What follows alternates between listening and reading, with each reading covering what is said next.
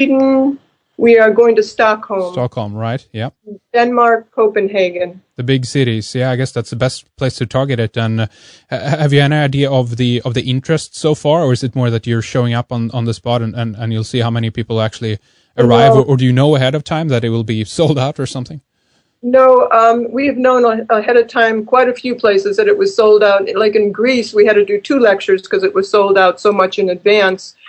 They were very interested. The Zeitgeist members there are very, very active and been introducing this direction for years in the streets. That was supported by businessmen, by different corporations, had financial support for us during that stop as well, and by scientists. So I also want to mention, before I answer your question, that we have a database on the venusprojectdesign.com, a database of practically over 2,000 professionals that want to join us when we start doing projects in our first city. You can see the city on our website. We can go into that later. But the response, the lectures have been organized months in advance. We put a call out for the Zeitgeist movement members who wanted to sponsor us in their cities. And I have the list in front of me right now. There were over 30 stops that we're making, and sometimes 2 lectures per stop. Mm-hmm. So the response has been phenomenal. It's been overwhelming to us because most lectures are sold out. Like the last one in Spain was standing room only. We sold out in advance. And people are very enthusiastic. A lot of times they're just about sold out, and then we get people who buy a lot of tickets at the door as well.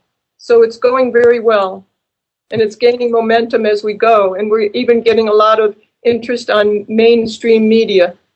As you know, we don't want to kill anybody, hurt anybody. We have no intentions of hurting anyone. Our intentions is to upgrade all human beings to their highest potential. There are a lot of people that talk about they want a peaceful and harmonious world where people are more aware and inspired, and they use these words, and they're kind of feel-good words, but they have no methodology of how to attain that. They don't analyze what causes the problems in the culture, why people behave the way they do.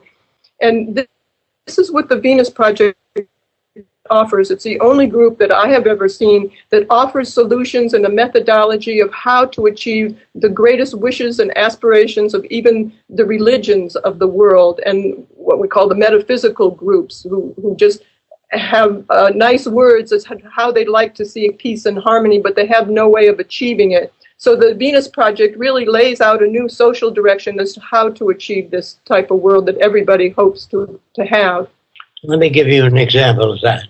Instead of having signs on the road, drive carefully, slippery when wet, we put abrasive in the highway, so it's not slippery when wet. When you think of it, it says drive carefully, school children crossing. We have a pavement arranged that looks like a cone. When the kid presses the button, the pavement turns up, so no car can hit a kid. That's what we mean by caring. I meet a lot of people that say they're nature lovers. I'm sure you've encountered that. What's a nature lover? Do you love earthquakes, hurricanes, tornadoes, tsunamis, disease? All that's nature. There's some aspects of nature that are terrible. Some are useful. But calling yourself a nature lover, I don't think people know what they're talking about. The proof that they don't know what they're talking about is that they say to other people, have a nice weekend. Why don't they say, have a nice life? Why just, yes, you want to know about automation and the application of machine technology to production. Actually, it's not a machine takeover. I'd like to repeat that. What we advocate is not a machine takeover. For example, when a pilot used to look out of an airplane, he would guess he was about a mile high. Today, there's Doppler radar. It goes down to the ground, bounces back up, and tells the pilot exactly how high he is, better than any human can. Therefore, we don't wish a machine takeover, but we wish to assign machines problems that people can't handle. In other words, Doppler radar can tell you how high, how far away the moon is, really better than any human can. About 7 or 8 months ago, computers were able to handle 1,000 trillion bits of information per second. No group of humans can do that. Therefore, Washington in the future will have its electrical tentacles into the soil, transportation, industry, production methods. So when you look at information about the earth, you will get real information, not opinions of senators or congressmen. In other words, I'm saying that machines can do certain jobs better than people, but they will not control people. They'll only produce an abundance and distribute that abundance through automated transportation and distribution centers. Let me repeat that. They will not control people. And what you're talking about, I guess, in one way, is a system that is all-knowing. In one sense, it needs to know everything about everything else, obviously. It needs to be a very detailed system in terms of the information that it receives, because in order for it to be intelligent and make those right decisions, it also needs to be aware of everything that is going on. Isn't that correct? Most everything, yes, you're right. Today, computers are connected to one another, to people, but in the future, they'd be connected to the environment so they can come up with more appropriate approaches to things. And is it possible to have decision, or if I rephrase that, will the computer system, will that be making decisions for us in some cases as well? It can only make decisions if you know how to design it to make decisions.